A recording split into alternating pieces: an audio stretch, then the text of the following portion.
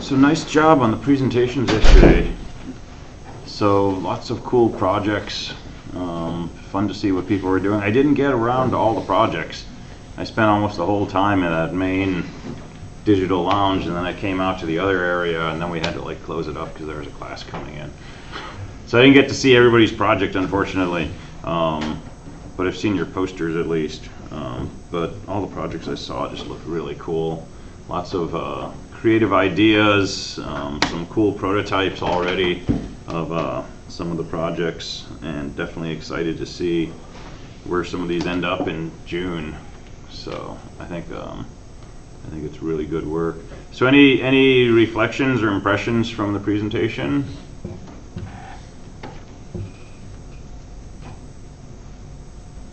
Any projects that jumped out at you, like really cool? I didn't get to visit any of the projects. But Yeah. I get to listen to some of them as they sign off questions. Okay, cool. Sound limitation sounded interesting. Yeah. Don't remember what his name was, but the self-fixing car thing where it was learning as it went. Yes. Yeah, that's Caleb. Yeah. Yeah, that one's pretty cool.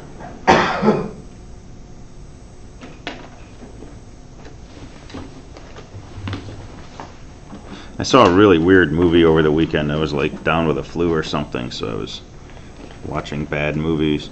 It's called Antimatter, and they were trying to do basically levitation with radio waves, I think. Trying to reduce the mass of something, but of course something went terribly wrong.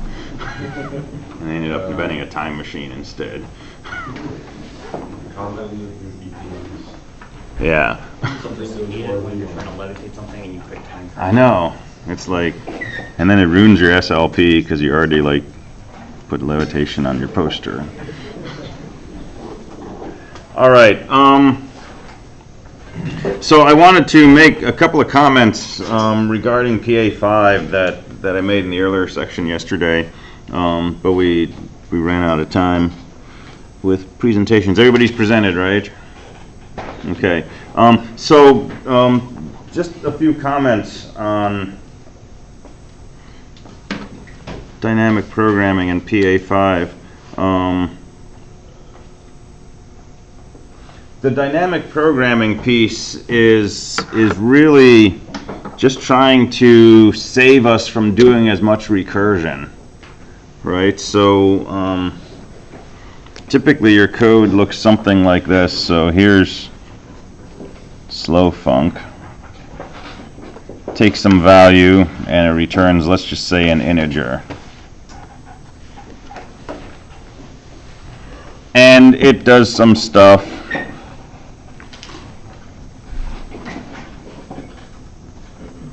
Does some recursion, does some more stuff, does some more recursion,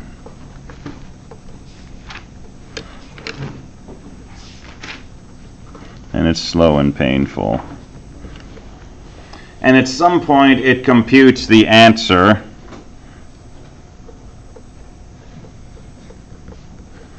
and it does some stuff, and at the very end it says return answer.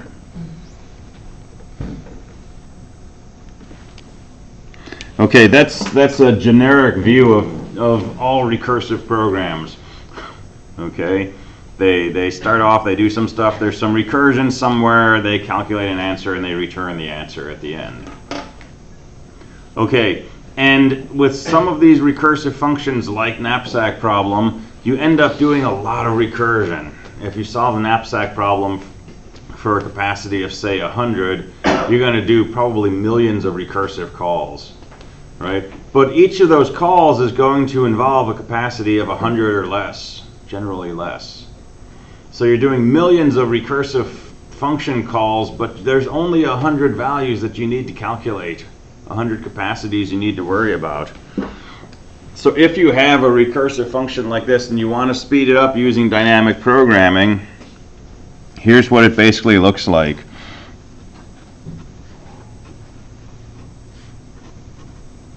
You need an array where you can store the values of your function. And we're just going to remember what the values are that the function calculates, the things that they return at the bottom here. We're going to save those somewhere. So typically we'll make an array, but you could make a tree or a linked list or something else, but it doesn't have to be any fancier than an array. And if we know that n is, something like 100 or 1,000 or smaller, right, we can just make an array that stores every return value for every possible value of n that we are interested in. Now, if n could be any integer, we can't make an array that holds 4 billion integers, right? So we have to do something fancier. But for knapsack, for example, there were only 1,024 possible values for n. We could just make an array, say 1024 or 1025.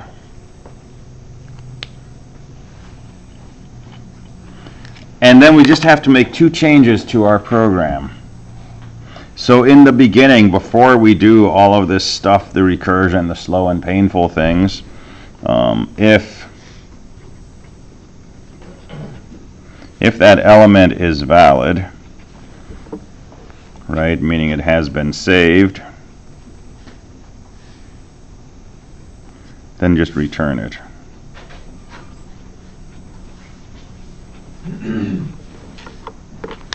So we make 2 changes. The first one is in the very beginning of our function. And since we're trying to calculate the function value for n, we check our save array to see if we've already saved a value for n. And if we have, we can just return it from the array. It's a memory lookup. No recursion, no slow, painful stuff. But if we're trying to find slow func of 12 and we look in our array and we've never stored the value of 12 in there, then we've got no choice. We've got to do all the code that goes along with actually recursively calculating the value of slow func 12. But at the very end, before we return, we're going to save that.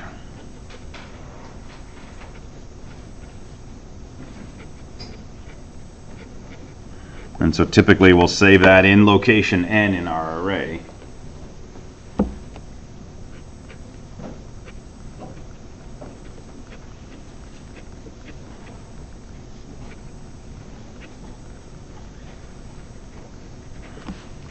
And you got to record that that's been saved somehow.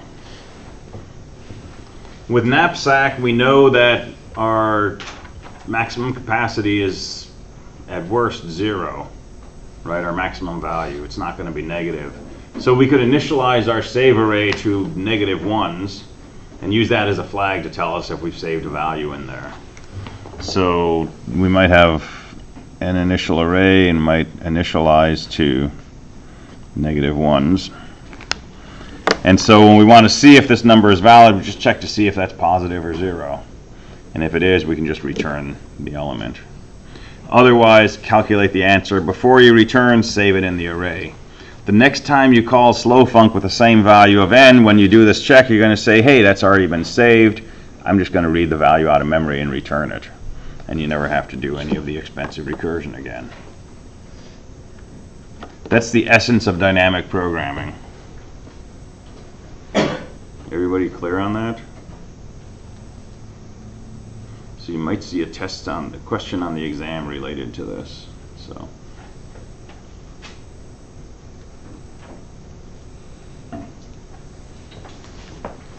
All right. The other thing is if you did not get Pa5 working with a non-greedy algorithm, so some people coded a greedy algorithm not realizing that doesn't always work. Make sure you go back and understand the recursive version of the algorithm, the idea that we go through each possible item and we subtract its weight from the capacity, we call max val recursively to see what the value is from that, we add the value of the item.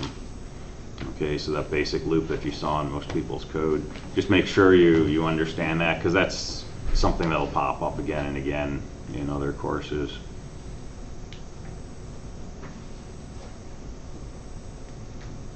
All right, so good on this? All right, so the other thing I want to go over again is hashes. Because we talked about hashing and you had a couple of ODPs that just sort of worked with hash functions, but I want to make sure people are comfortable with the idea of a hash function and how we use a hash function. And you're going to see a hash question on the final. So I want to make sure everybody's up to speed on this. So I want to go over the concepts. I want to go through an example on paper, and I'm going to have you go to the board and work out an example in groups and make sure everybody knows how to do this. So basic idea of hashing is we're trying to store information, search for information, retrieve information. That's all we've been doing this quarter, basically, right? And we usually think of this data as pairs of items. So a key and then a piece of data associated with that key. It's like a lookup key and then the thing that it's referring to. So the classic example I've been using, for example, the key might be someone's name and the data might be their office number, right? And so go in with Izad and it gives you back 109. I think that's his office. And you go in with Nick and it gives you 115 and so on. Now we can do this a lot of ways. We don't need to use a hash. We can use something no fancier than a simple pair of arrays. We could have an array called key and an array called data. And you want to know what Nick's office is, you just go through your key array and you search for the word Nick. Check the first entry, check the second entry, check the third entry. You get down to the 95th entry and the word there is Nick. So you go to the 95th entry in the data array, there's my office number. Okay, that works perfectly fine. The problem is, if you've got a lot of keys stored, searching for that name is expensive. It takes time. Now we can sort the array and we can do a binary search. We could make a tree, we could make a trie, we can do all kinds of things. A hash is just another one of these things we can do to speed up the searching for a key. So this is usually stored in an array.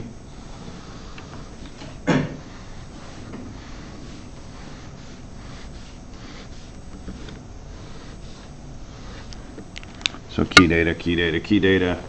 And if we just search sequentially, it takes time. And the longer the table is, the more time it takes. So we have this thing called a hash function. Think of the hash function as a genie. Okay? So, or a magic box. Exactly.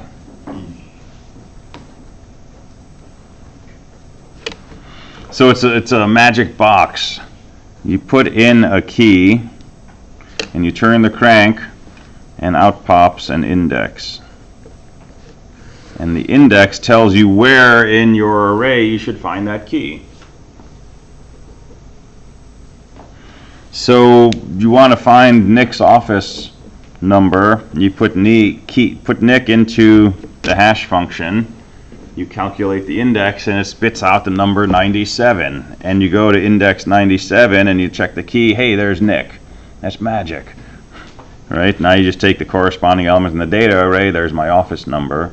And you're done. So that's a theoretical hash. Okay, it's this function that goes between a key and it just tells us where that key is stored in the array. And that's great in an ideal world, but in practice, when I search for Izad's office and I put Izad into the hash function, the index that comes out might also be 97. It's not likely, but it could happen. And now I check entry 97, I look for the key Nick, shows up instead of Izad. Where is Izad's information stored? Either it's not in the table or it's stored somewhere else. So this hash function also takes another input, which we can think of as a probe number. The probe number is an attempt number. So this starts off at 0 and so on. So we're looking for Izod. We put Izod into the hash function with a probe number of 0. And it comes out with 97. We check 97. There's Nick. Okay, we're going to try the hash function again. We're going to put in Izod, but we're going to set the probe number to 1. And now the hash function should give us a different number. So it gives us 22. And we go to index 22. Hey, there's Izod. So a little less efficient than it was when we were looking for Nick, which we just used the hash function and sent us right to the correct location. We had to do 2 things to find Izod. But in a well-designed hash, these collisions where you have multiple keys going to the same thing don't happen very often. And if they do, you just try the next probe number, and if that's a collision, you try the next probe number, and chances are pretty quickly you'll find the right spot for your data. So that's the high-level view of hash functions.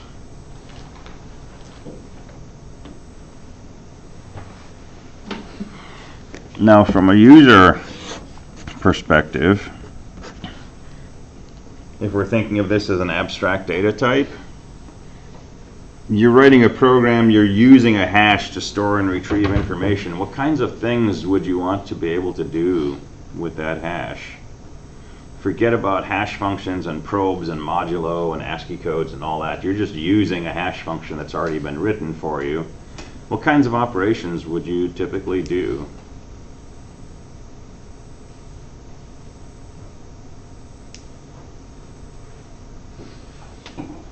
Input a password. Okay, and do what with it? Check if if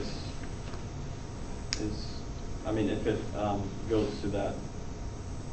Well, I guess since it's an abstract data type, just check if that is the correct password. See if it goes with a username, for example, right? So yeah. I may be thinking of this wrong, but is ISBN number on textbooks kind of hash? It is. Sort of. It's ISBNs are more assigned, kind of. They're not sequential, but kind of sequential. You get a new book and you get an ISBN to go with it, and they're not exactly like a hash, but similar purpose in some ways. But suppose you had a database of ISBN numbers and textbooks associated with those, right? That could be stored in a hash. And so if you were writing a program that could let somebody enter textbooks into the system, or maybe put in an ISBN and find the textbook, or put in a textbook and find the ISBN, right? So what kinds of things would we want to do? We'd want to be able to initialize a hash. We want to be able to search, insert, maybe delete.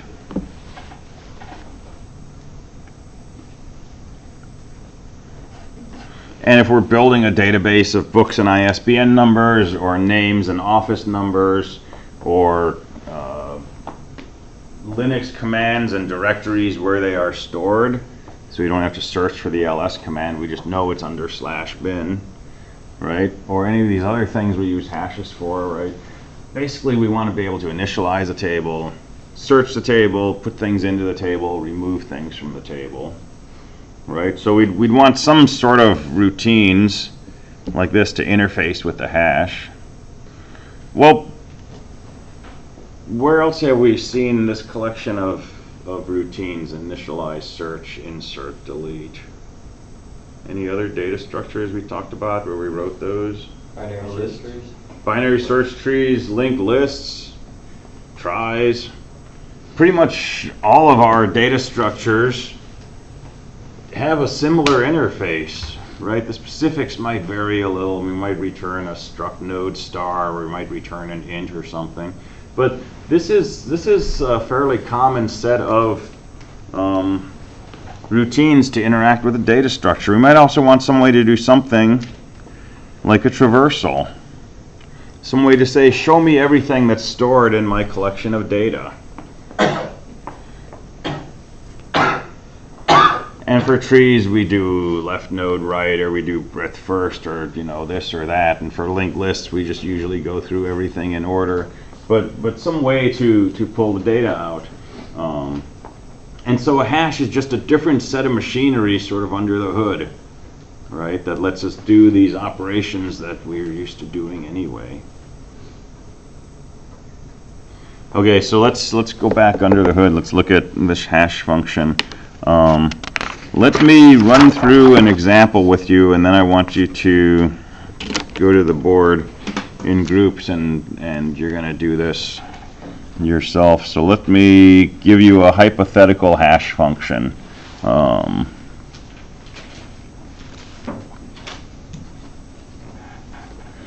So let's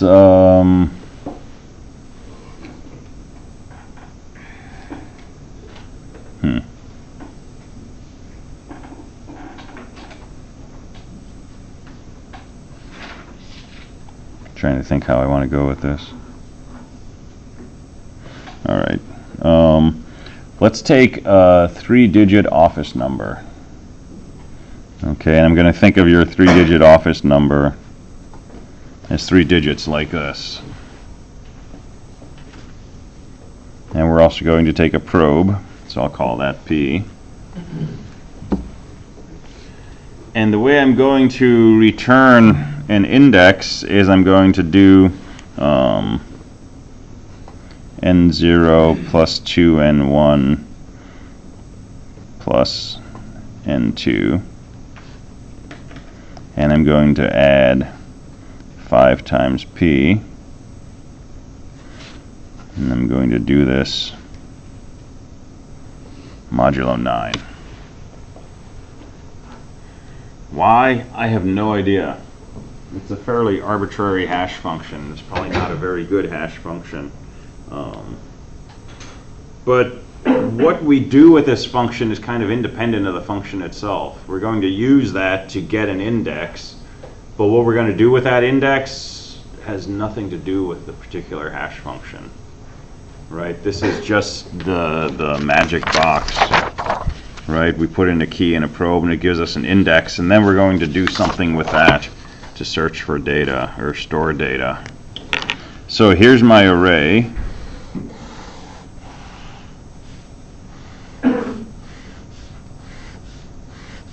And since I'm doing modulo 9, I'm assuming this array has 9 entries.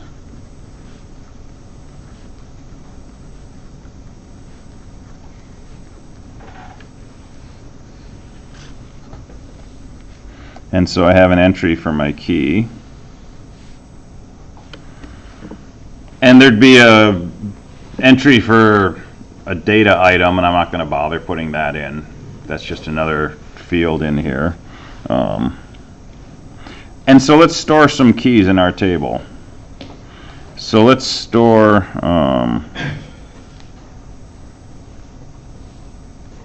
the number 123. So how do we figure out where to store 123 in our table?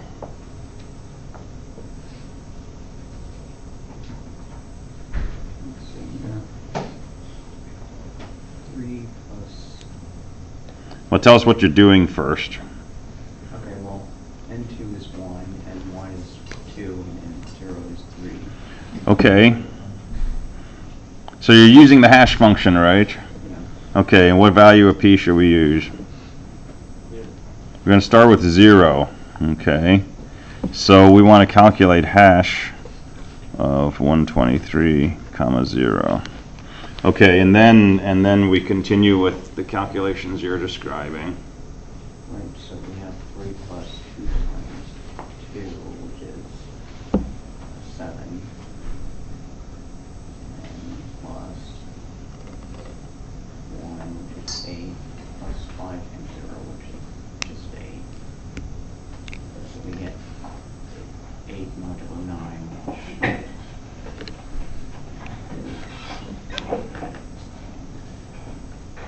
So yeah, this one's tricky. So what is 8 modulo 9? 8. Yeah. And that feels weird sometimes. Remember, when we're writing something modulo, so when we say that that's equal to 8, it means that 8 is equal to something times 9 plus, some remainder. And so we can write it as 0 times 9 plus 8. So it's congruent to 8 modulo 9. So you're trying to say how many times can we put 9 into 8, and then what's left over? Well, it goes into 8 0 times, and we've got 8 left over. Okay, so that's where 123 should get stored, is at index 8. So is there anything in index 8 right now? Right, so that block is free, so we can store 123 here. So here's another detail. There's actually no such thing as an empty spot in an array. Right, when we draw it on paper, we can say, oh, there's nothing here, there's something there. But in the computer, if it looks in that location, it's going to find bits. Right? It has no way of knowing that we haven't stored something there. It's just going to see bits. So we need another flag, which I'll call valid, which we can initialize to 0. And so when we try to use location 8, we'll say, is there anything in this location? No. So we're going to change that to a 1. And now if something tries to use location 8, it'll check the valid field and say, oh, something's already stored in there. Does that make sense? You can think of this as occupied.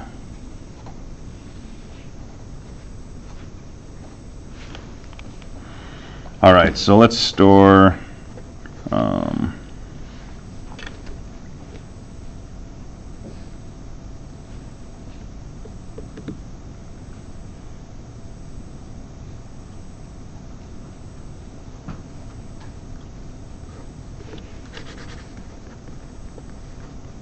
so let's store 111. So where should that get stored?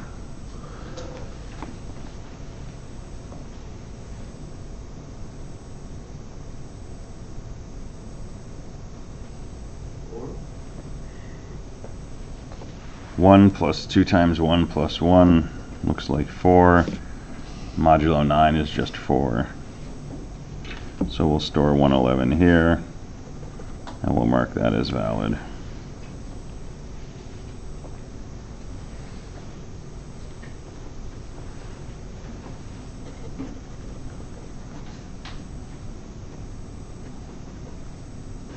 All right, how about 115?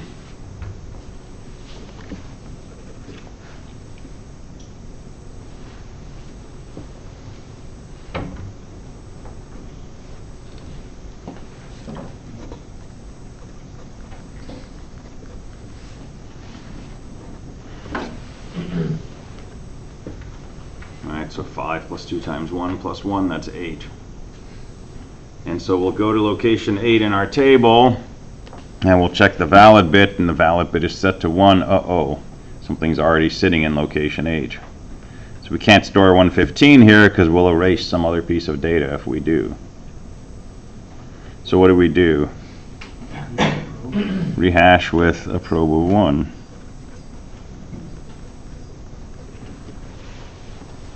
So what's that going to give us?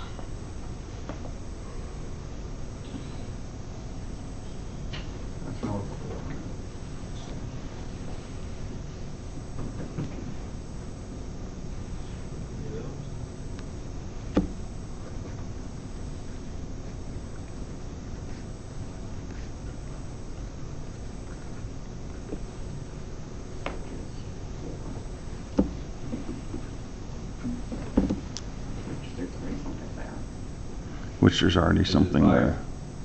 Sorry? Is it 5? I'm wondering here. I wanted it to be 5. I did something wrong. Yes. No. I'm having a moment. I think it's 4, actually. Yeah. So hash again. So 4, we check the valid flag is set. We've got another collision. So we've got to hash again.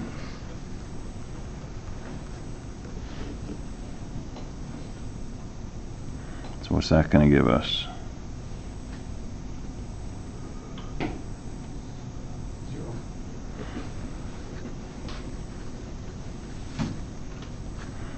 So that's 18 modulo 9, which is 0. Go to location 0, check the valid flag, it's 0, that spot's not in use. So that's where we're going to store 115. And we'll set that to a 1.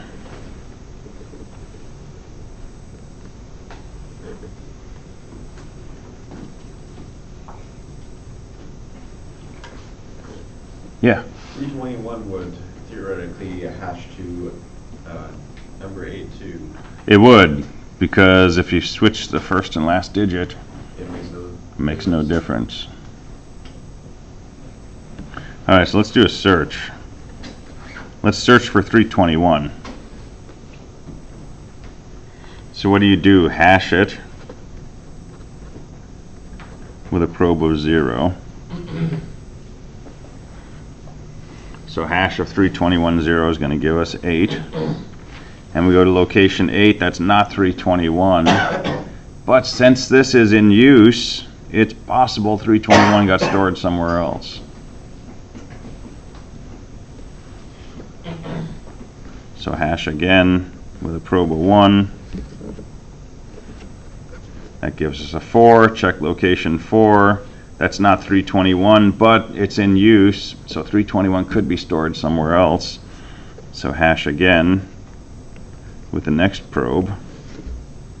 That gives us a 0.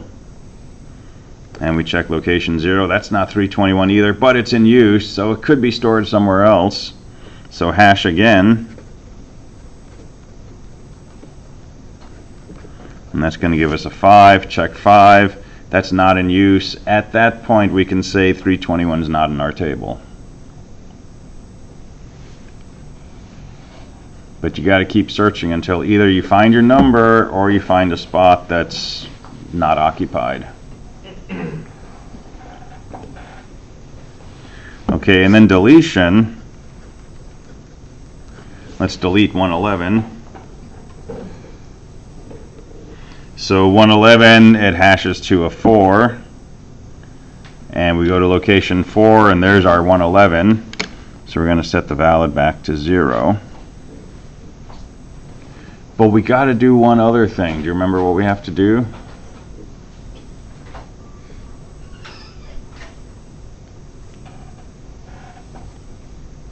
Because suppose we search for 123. No, I don't want to do that. Oh, I shouldn't have deleted that one.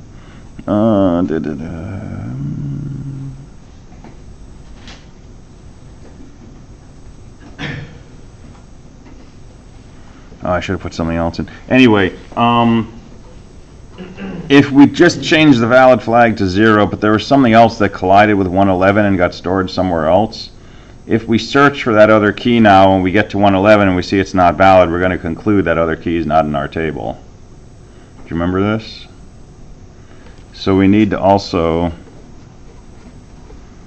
keep track of when things are deleted. And when we delete something, we're going to set that deleted flag to 1. So now if we search for something and it hashes to 4, there's nothing stored in that location, but we're going to know that something used to be stored there. And that's going to force us to rehash. Does that make sense? Okay, so let's have you do this with a different hash function on the board. So find someone to work with. And Scott brought in fresh markers, so.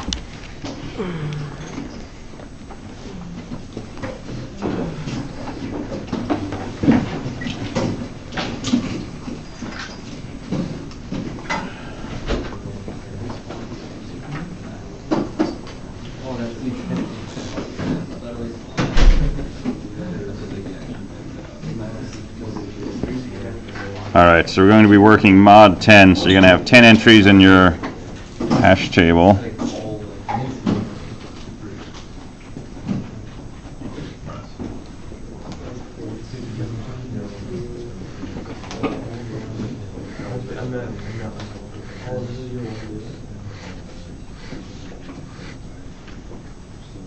And your hash function is multiplying the 3 digits and then adding p squared, where p is the probe number.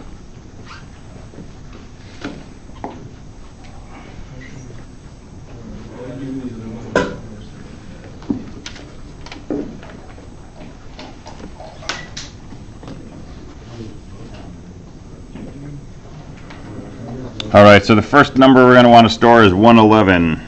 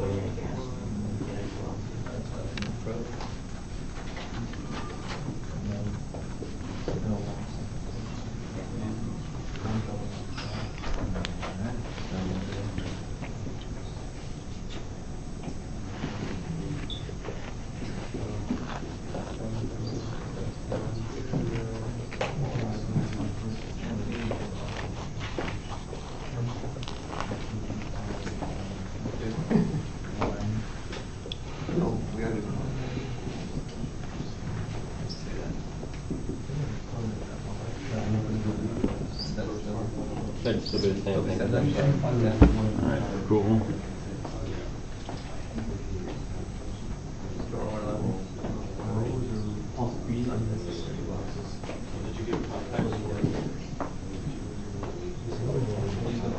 Found the right index, but I think you wrote it in the wrong spot.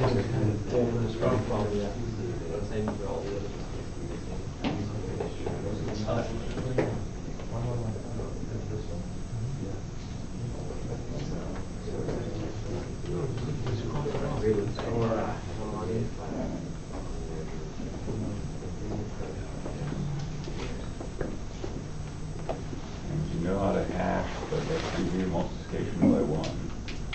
1 times 1 times 1. There you go. That's better.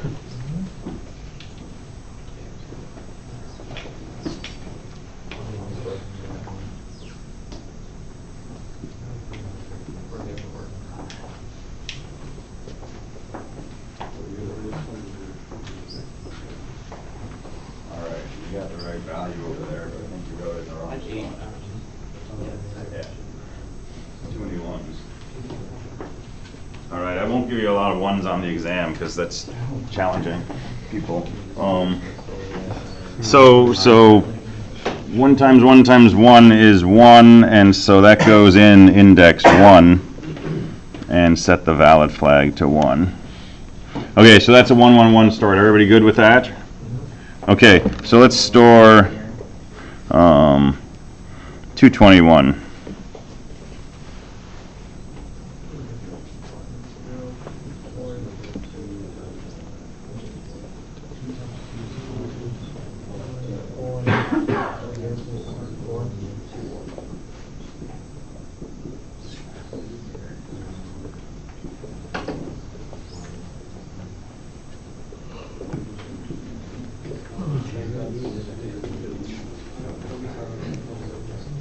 Cool.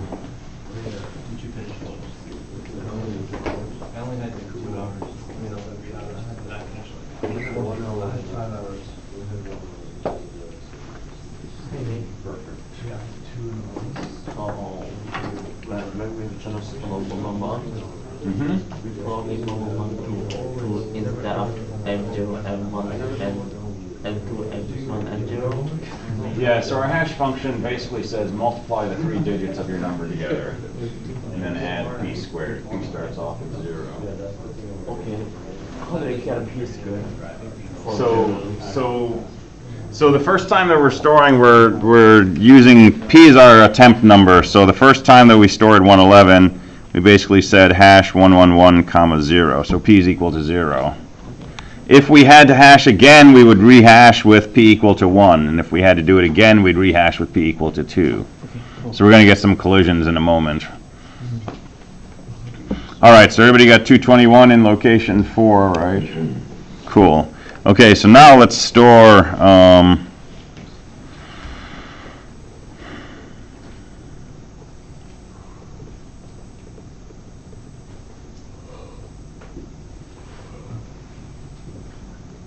so let's store a 251.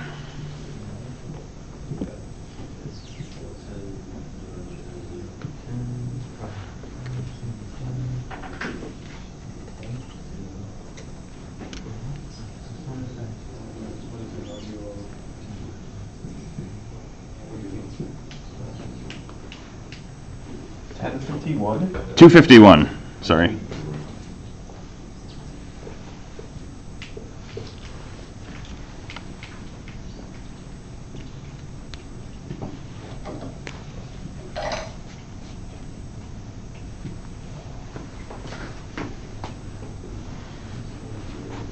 Cool. All right, so 251 goes in location 0, right? All right, now it gets interesting. So let's store,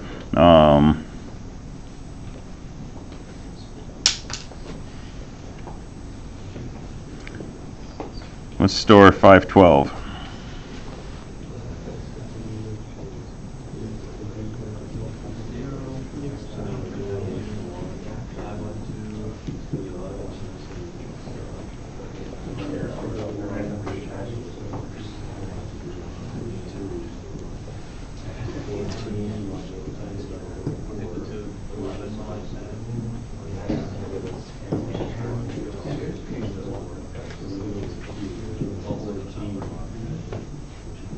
Oh, plus 1, yeah. So a lot of sheet again.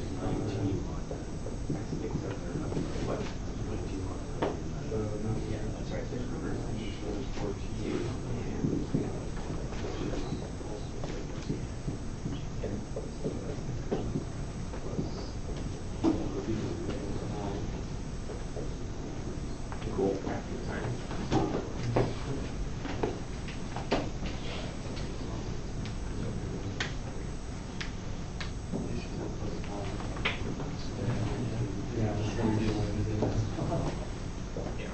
By the way, your array doesn't have to go to 12.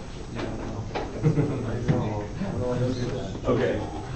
It's just extra memory.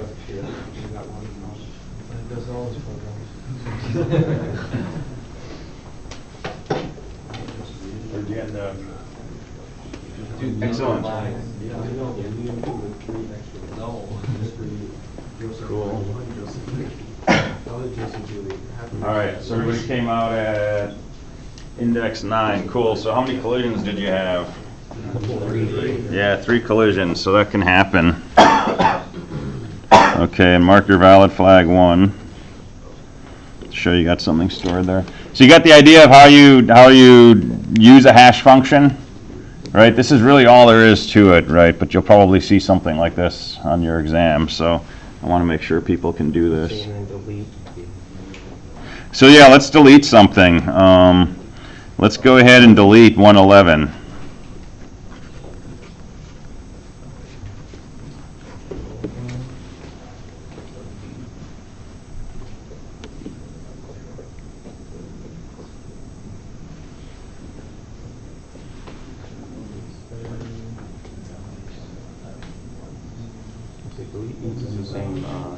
Delete uses the same hash function. Start with a probe of 0.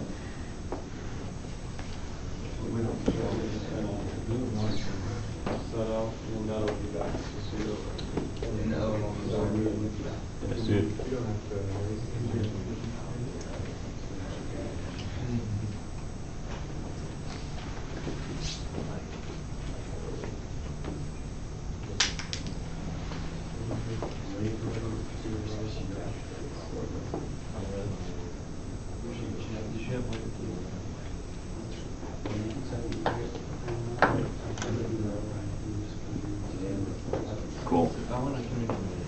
All right, so we hash 111 with a probe of 0. We get 1 as an index. We check the key. That's our key. So we set valid to 0. We set deleted to 1.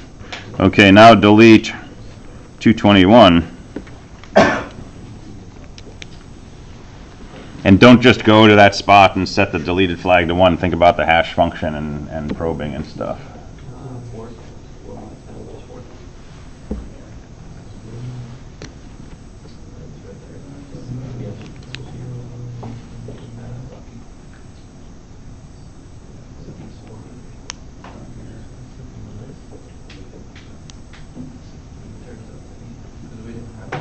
This 5 total.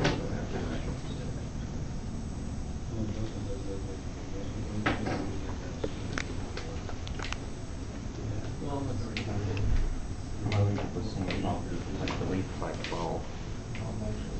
Right? Yeah. So we're going to search for 512 next. Okay, so delete 221, basically everybody just set valid back to 0, deleted to 1, right, on index 4. So what happens if we search for 512? What's going to happen? We evaluate the valid and delete and increment probe until we find a number. Mm-hmm.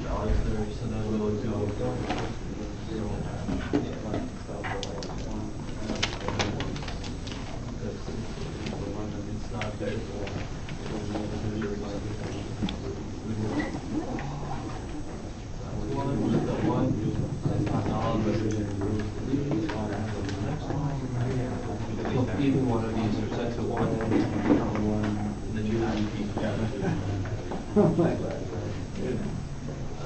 So I heard the punchline in the back just now.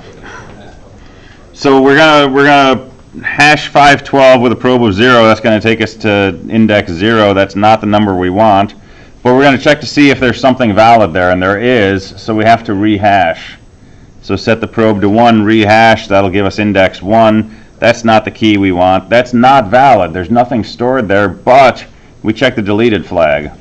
And that tells us there used to be something stored there, so we've still got to keep searching. So hash again with a probe of 2, that'll take us down to 4. Same thing. There's nothing there, but there was, because deleted it was 1. Hash with a probe of 3, that's where we find our 512 is valid. If we were looking for something else and we find an entry that's not valid but was deleted, we have to keep hashing. If we eventually end up finding a cell that's not valid, then we know the thing's not in our table. If we find the entry is valid and matches our key, it is in the table.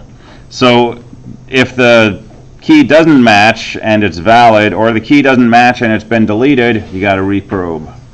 Right? Hash again with the next probe value until you either find your key or you find a cell that's not valid, not deleted, and then you know it's not in the table.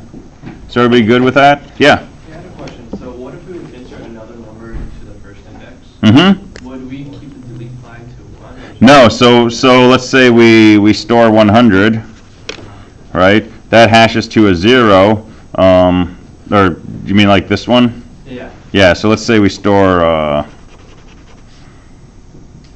whatever multiplies out to that,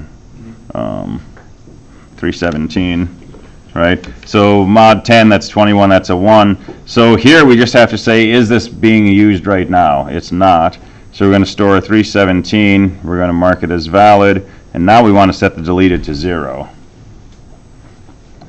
And then we can still get to 512. And now if we try to get to something that collides with this, we'll say, well, this is in use. That'll get us to rehash with a new probe. And once deleted is set to 1, that means this is not a valid piece of the hash table anymore. So we want to clear that, yes. All right, cool. That's hash tables. So we'll start review tomorrow. Bring questions if you have them. I posted a study guide on Canvas, and we'll just kind of go through that and rehash everything we've done.